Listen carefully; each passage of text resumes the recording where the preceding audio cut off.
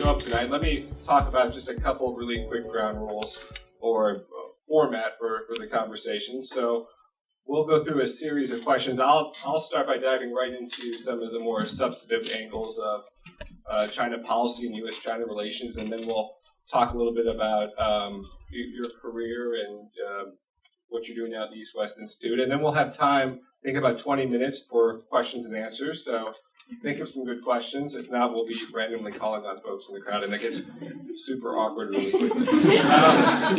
So I guess I want to start with what I think is, well, first, it's really great to be here with you. You're a real long-time expert on China and Russia, having spent most of your career in the Foreign Service focusing on those countries. And we're now at a time in the U.S. political discussion where the elections have touched upon both China and Russia in various aspects throughout the entire election season. In fact, as we talked about earlier, I'm a little surprised China hasn't even been a bigger focus. It's been kind of overtaken recently by the Trump trip to Mexico and the Putin hacking of DNC emails, but China remains, this huge focus in the kind of context of this election. So let me start with this question: if you're sitting in Beijing or Shanghai right now, what are you thinking when you see the conversation that Donald Trump and Hillary Clinton are having about China? Well, it's a great question.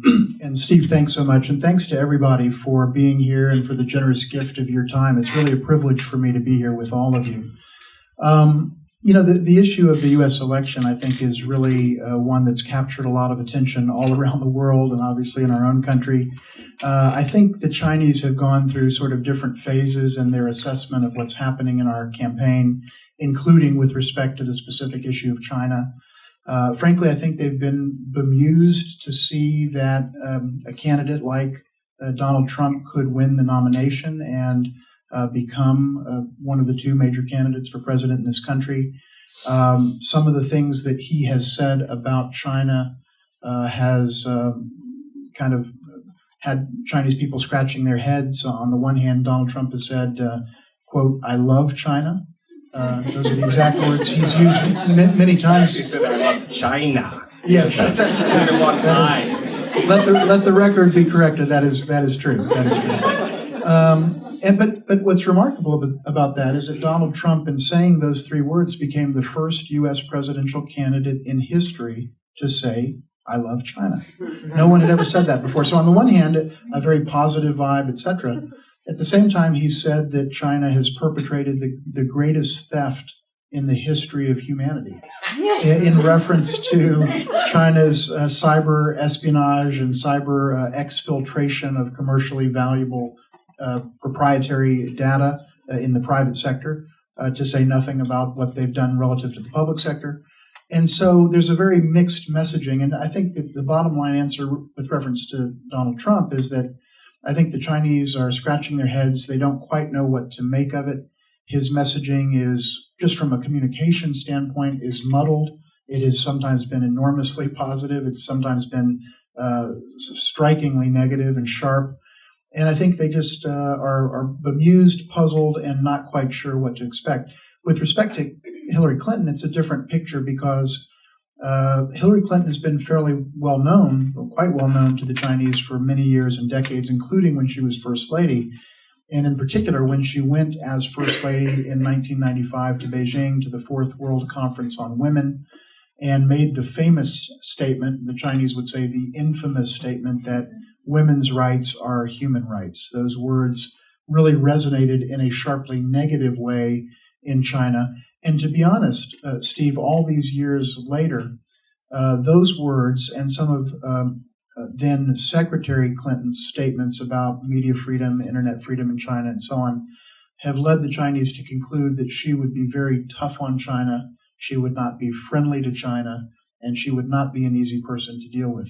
My personal assessment is I think they are misreading her to a substantial degree, but just in terms of what the Chinese think of what our candidates are saying on China, I think they scratch their heads relative to Trump, and with respect to Clinton, I think they have some concerns about what would happen in U.S.-China relations should she become president. So what I hear you describing is actually that the Chinese are very much like Americans. They're very concerned about both candidates, and they're very confused by Donald Trump, which seems pretty accurate. If we were, and let's all suspend disbelief for a second. Let's say we were having some kind of normal policy discussion, and we were talking about substantive things, and the candidates were engaging in a real way. It's so sad that there's laughter to that comment because it's just our elections, nothing important. So what would that conversation be about? Well, if you were, let's say, advising the candidates on either side to lay out the top 3 issues the U.S. electorate should be concerned about when they think about China, what would they be? What would you tell them they ought to be focused on? Well, it's a great question, and I think I think I agree with your assessment that, interestingly enough, there hasn't really been a lot of substantive discussion about China, frankly, from either party. I say party because even during the primaries, when there were multiple candidates from each party, China was referenced, but not as much as it has been referenced in past election years. And this is a topic I've studied over some time and look at debate transcripts and speeches and so forth to actually make a quantifiable assessment. And I think to some degree China's been displaced by some of the other issues that are out there in terms of foreign affairs, ISIS and the issue of terrorism, Russia, which obviously is a very big issue, and also Iran at one point. And Steve, as you had noted, Mexico is very much on the agenda with respect to one particular issue, and principally from one particular candidate. But that being said, which candidate? Yes, I'm straining to remember. I confuse them so often. But what I would say is, with respect to your question, I think the issues that our presidential candidates and our national leadership ought to be talking about with respect to China specifically, or as you say, China, if I'm getting that right, China, is things like the very, very substantial, and I think over the long run, unsustainable, massive trade deficit that we do have with China, which last year, 2016, was $365 billion. That was the amount of the deficit we had with China. That's a big issue. It is important. It matters to our economy. It matters to our businesses, workers, and farmers. And it's something that we ought to have a serious and sustained discussion about. I know, given your distinguished background in the Obama White House and in government and in economic policy, that you fully appreciate that. I also think that we need to be looking at the broader question of China's actions in a regional security context in East Asia.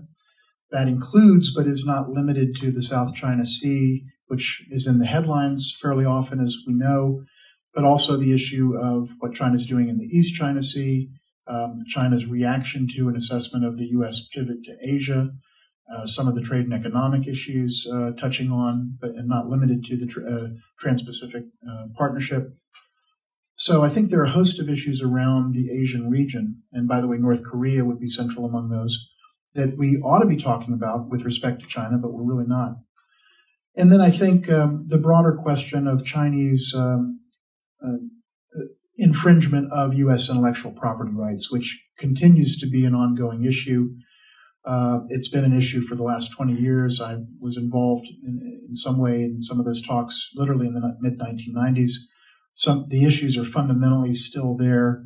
U.S. businesses fundamentally are still being hurt in a very substantial way by theft of intellectual property. And here I'm not even talking about so-called cyber espionage, but just straight up a company producing what looks like a Budweiser beer, but it isn't a Budweiser beer, et cetera, or Nike or Microsoft software or whatever the product.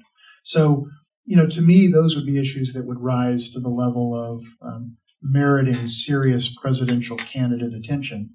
And, note that we haven't heard a lot of detail on any of those issues, and for that matter, any number of other issues as well.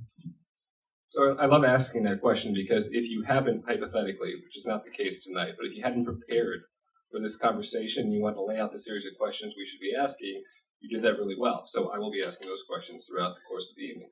But just so I can stall enough to write out my questions, let me ask you something else. So for my time at the NSC, this was a common theme, and I know it's a common theme for you too. There's a lot of miscommunication between China and Chinese policymakers and American Chinese policymakers, and they still don't understand each other very well, and that has generated a lot of mistrust among both Americans and the Chinese. Can you talk a little bit about that? What is so hard to understand about China for Americans, and what's so hard to understand about America among the Chinese? Well, it's a really good question, and I think it goes to some pretty deep issues in the relationship. So, when we talk about U.S.-China relations, we tend to talk about South China Sea, U.S. arms sales to Taiwan, East China Sea, cyber theft, and North Korea, and the various other issues that come up, obviously the trade deficit, etc. But the fact is, most of those issues are actually symptoms of a much deeper problem in the relationship, and what I would call maybe a structural problem in the relationship, and that is at a very basic level, and what I would call starting with the civilizational or cultural level. There's a very profound rift between the United States and China in a couple of different regards, and it's that rift that I think gives rise to a lot of the specific disagreements that we have. But those disagreements are often more the manifestation or sort of superficial symptoms of these deeper problems. So, for example, I'll just maybe mention one, maybe two examples of one of the biggest differences that I think we have in our national worldviews. And I would call it a difference we have at the civilizational level. So different countries oftentimes have dualisms. They have dualistic thinking to frame the world and frame their understanding of the world. But those dualisms can be very different, and that is the case with respect to the United States and China. So, for example, in the case of China, China's dualism, that is its dualistic prism through which it sees the world, is what I would call, in summary form, the dualism of yin and yang. Okay, we've all heard of yin and yang, yin-yang. And the symbol that has the sort of swirling shapes and the dots in the middle. And the idea of yin and yang is that there are two different forces in the world. One is not better than the other. They're co-equal. They're both important. They're different.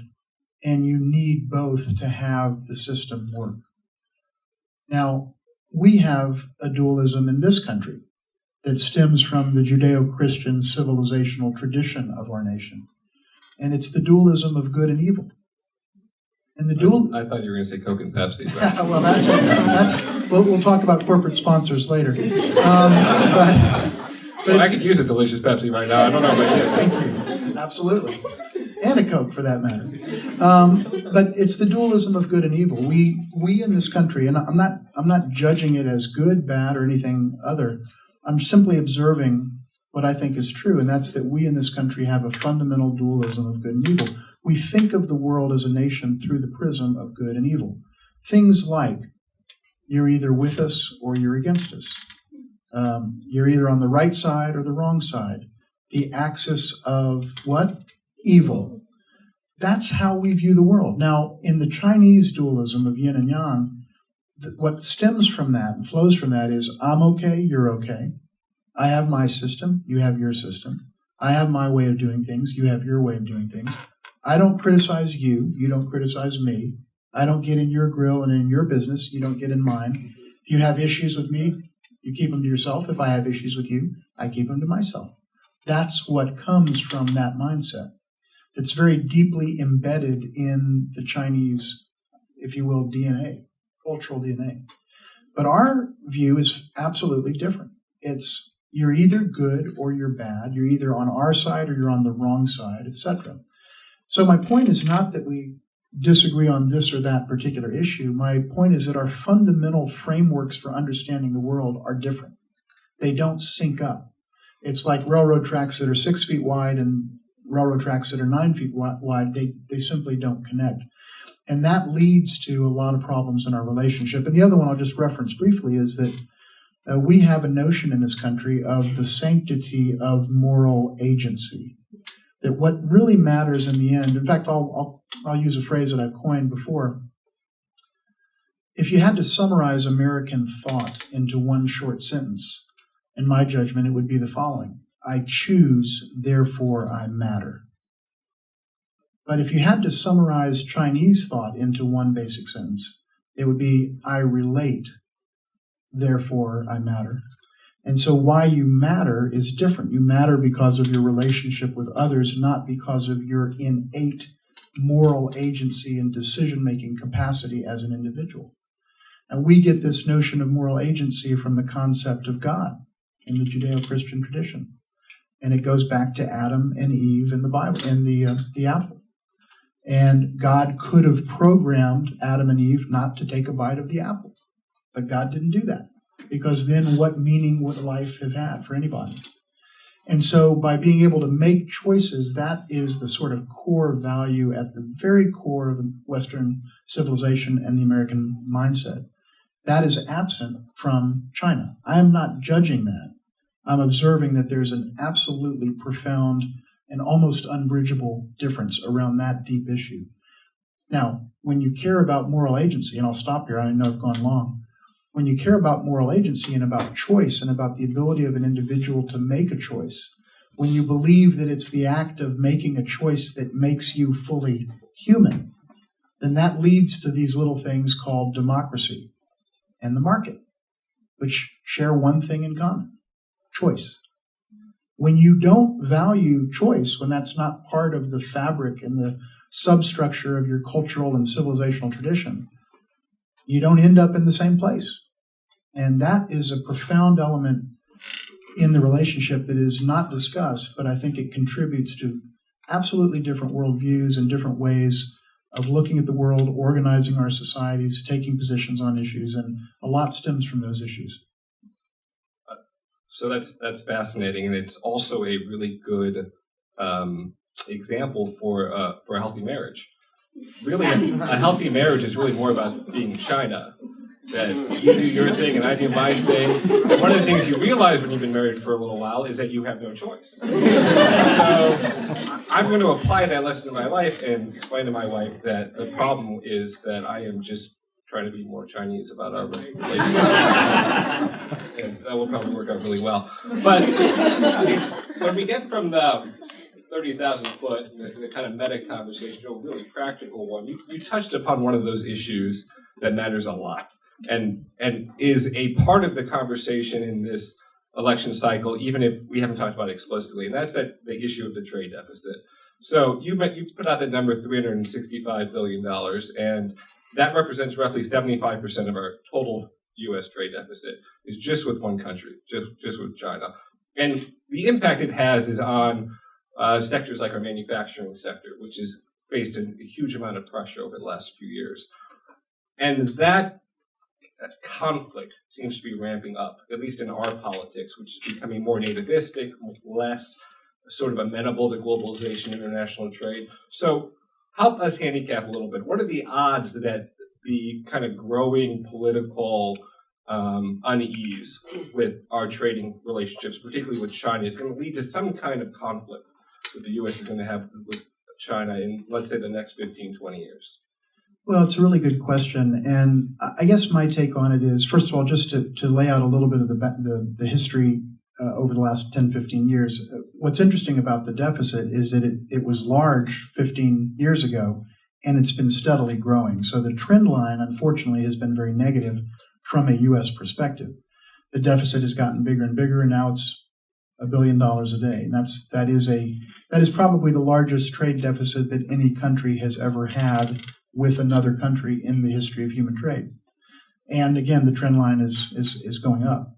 So with that said, I think it is a problem. I agree with your assessment, and I think that it's one that hits close to home to the American people, to those particularly in the manufacturing industries, but more broadly even than that, because China is starting to compete with the United States, not just in the sort of traditional areas, quote unquote, of 20, 25 years ago, 10 years ago, but now in some of the highest tech areas and most advanced areas of production: solar panels, wind energy, turbines, even computers, and to a lesser degree software, but some of the higher end economic products and services now are subject to greater competition.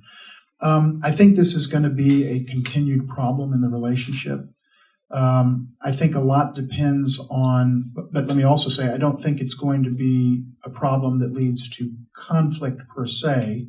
I think there will be simmering tensions around the issue of the U.S. trade deficit with China for a long time to come. I don't think that issue is going to be resolved, not for lack of effort, but because it is a very tough nut to crack, and because a lot of the solution to the issue depends on Chinese behavior within China and how they restructure their economy to move more toward a domestic consumption model that, if in fact is fully implemented, would probably put at least something of a dent into the trade deficit from our vantage point. So I think that it's going to be a long-term problem. It's going to be something that we have to manage. I know that the Obama administration, like previous administrations, and I know you were a part of this, Steve, that the idea that when China breaks the rules, all U.S. administrations, including this one, have taken aggressive and robust efforts to try to correct that within the context of WTO remedies and so on, and oftentimes we've won. But the fundamentals of the problem, I think, lie in the structure of the Chinese economy, the changing nature of our economy, and the fact that we do ultimately have a market-driven economy in this country, which means that when costs are high, companies tend to move to places where costs are lower. Now, if I may make a side comment, what's interesting about some of Donald Trump's comments about trade is simply how un-Republican they are. And I don't say that with any judgment, but they are clearly way, way outside the mainstream of Republican thinking with respect to the issue of trade, because he's gone so far as to say that he would mandate and pick up the phone and tell companies that if you leave this country, in parentheses, in order to pursue the rational economic course of action for any board of directors or any CEO in the world, on parentheses, I will shut you down, I will tax you, I will put tariffs on you, I will retaliate, I will do other undisclosed things to make your life harder. And that is, whatever one thinks of that, it's as un-Republican a viewpoint on trade as we've ever seen. So the bottom line on this issue is you're right to raise it, and I think it's not going anywhere in the immediate term. But I hope that over 10, 15 years, 20 years, it may sound like a very long time, it is a long time for any of us, that I think we will see a reversal of the trend, but it's not going to be 1 year, on a 1 year, 2 year, or 3 year cycle, because it's predicated on fundamental changes occurring in the way that China does its own economic business. One thing that will not change is that Donald Trump ties will continue to be made in China, and he'll be doing his part to support that relationship. One of the interesting things, actually, as an aside about the trade debate, because you mentioned that his view is not very Republican, is when you poll voters, Democratic voters tend to be way more in favor of trade than Republican voters tend to be. That's way different than how the politics play out in D.C. because of the way the interest groups line up among union and businesses. And the reason for that is because young people disproportionately are way more in favor of trade than older people who, are seniors, tend to be much more skeptical of globalization and trade. They tend to vote they're much more likely to vote for Republicans. Young people are much more likely to vote for Democrats. Not suggesting how anyone here should vote, but you know what you should do. I'm pretty sure. So my favorite thing my favorite track in a conversation with any diplomat is to ramp you up to a point where you'll admit that we're going to war with another country. So I'm going to see if I can do that today. So trade deficit was the easy. That was a softball question. The next question, which I definitely think we're going to go to war over, is the South China Sea. You've written and thought a lot about this. This is a really dangerous situation where China is at odds with most of our allies in Southeast Asia. Can you tell us a little bit about what's happening there and when we should start to worry that we've hit a point that's dangerous for U.S.-China relations? Yeah, this is definitely an issue that has been on the agenda front and center in U.S.-China relations, but also in the world, certainly in East Asia, for a couple of years now. One interesting side observation before going to the heart of your question is, as I looked back at when the South China Sea issue really started to flare up, I noted that it happened to be around the same time that Russia annexed Crimea. And I'm not drawing any conclusions, but I just noted some interesting timing with respect to the kind of ramping up of Chinese activities with respect to the South China Sea. Now, their position has been essentially unchanged over the years, They've done things in the past, but I think about 2.5 years ago, we started to see a significant change in the overall dynamics of the South China Sea. The basic problem is that you have six claimants to the same the same islands, the same bodies of water, or parts thereof. So you have China, you have Taiwan representing the Republic of China, you have Vietnam, you have the Philippines, and Malaysia and Brunei. And to one degree or another, they all have competing claims, basically, with each other, some more than others. China, Vietnam, there's a lot of overlap. China, Philippines, there's a lot of overlap. And then there's lesser overlap elsewhere. And China has basically said, in different ways at different times, that it has a historical claim to just about, at a minimum, all of the land features, islands and reefs and so on, that can be claimed as such within what they call a 9-dash line that basically on a map and on Chinese official maps create a vast claim into the South China Sea that encompasses about 86% of the surface area of the sea, and presumably all the islands and reefs and so forth within those lines.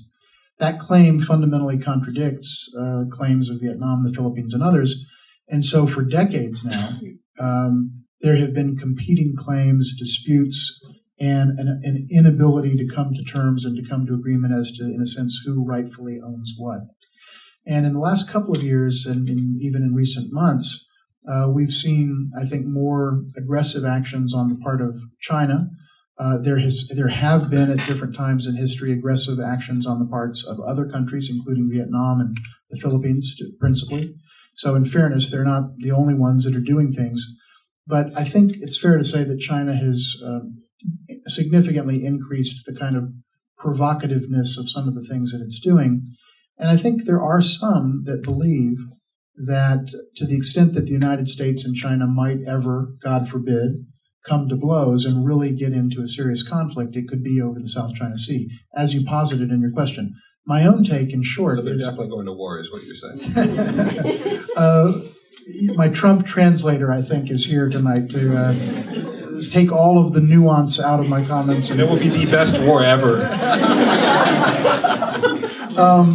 But here's the thing. I think that this is going to be an issue that is going to generate tensions.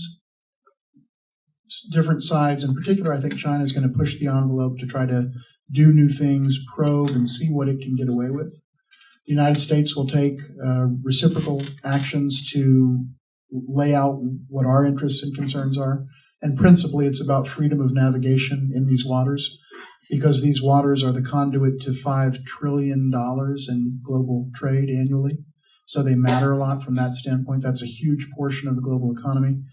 But I don't think, actually, we're going to end up fighting a war over these islands for a number of reasons.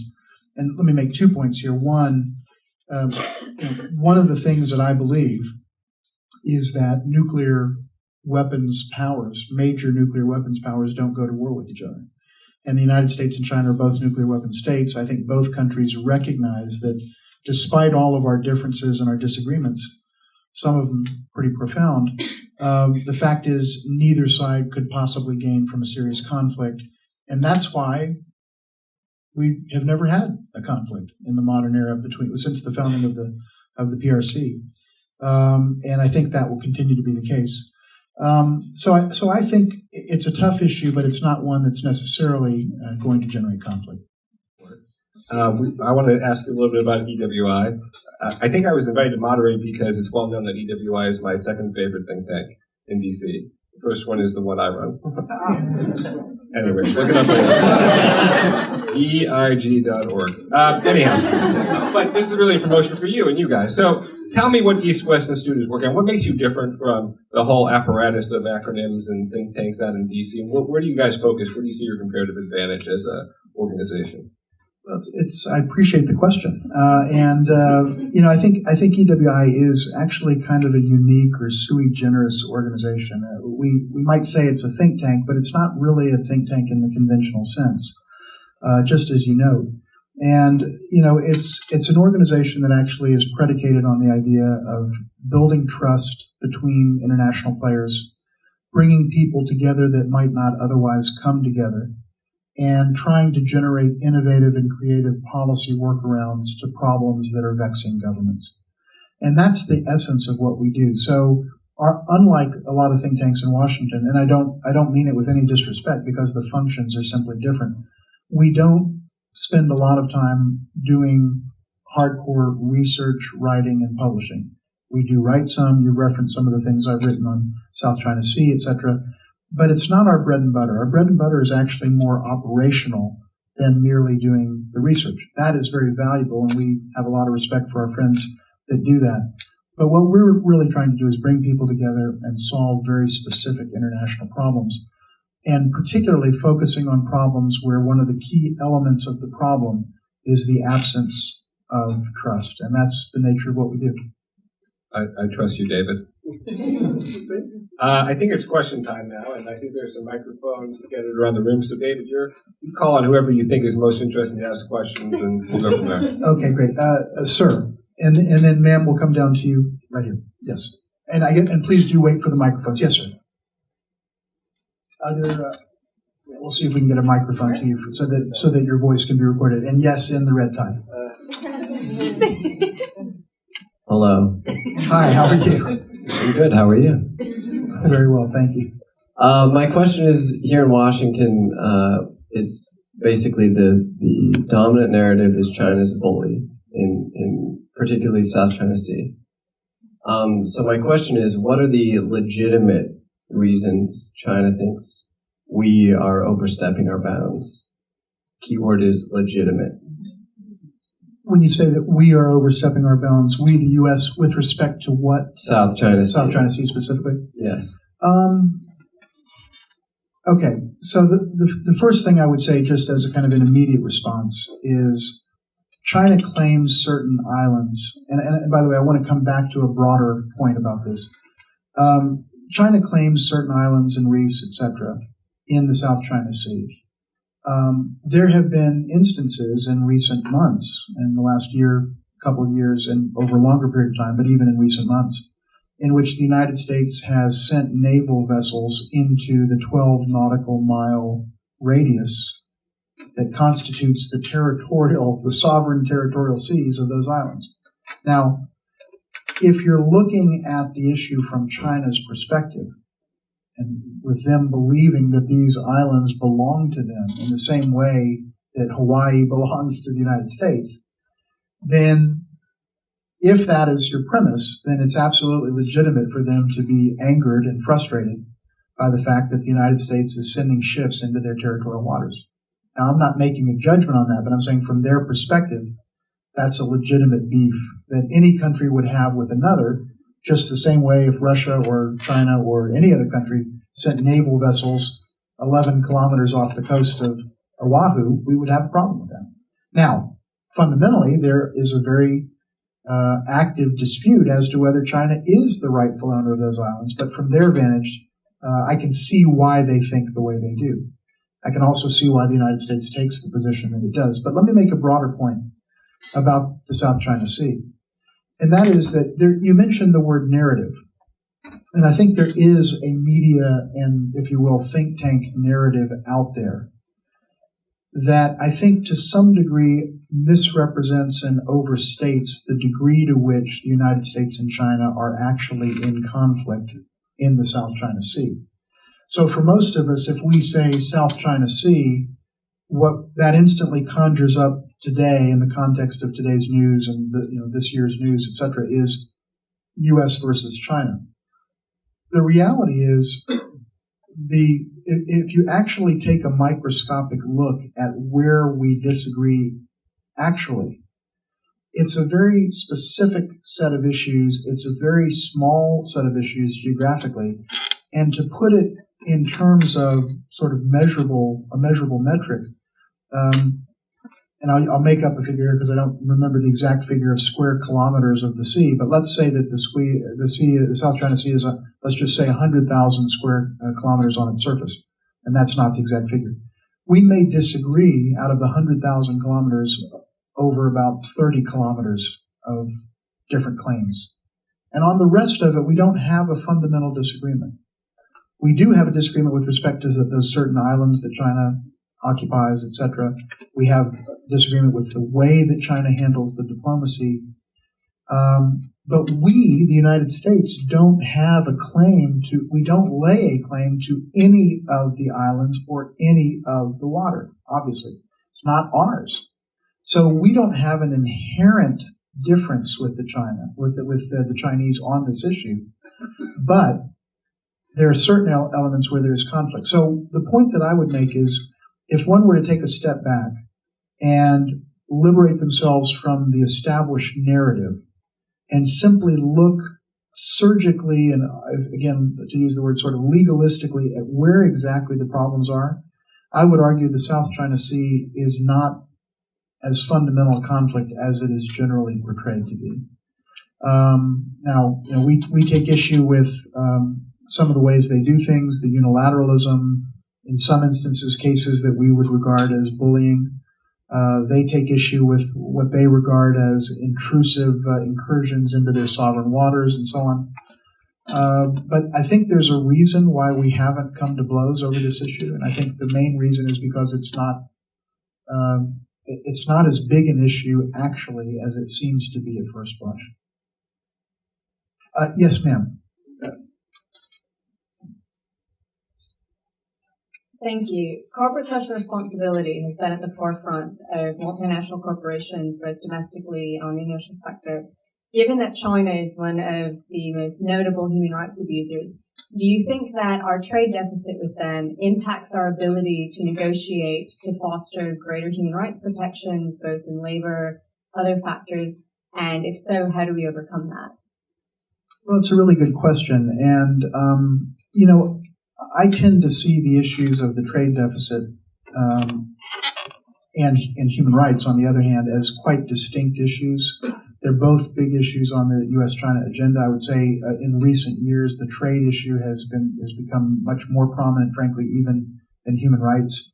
I don't know that any of us could think of a major human rights case that's sort of out there in the public ether in America that we can kind of wrap our arms around. There's obviously issues out there, but there's not a high-profile case, whereas the trade issue, as Steve rightly noted, is front and center in our debate and our discourse.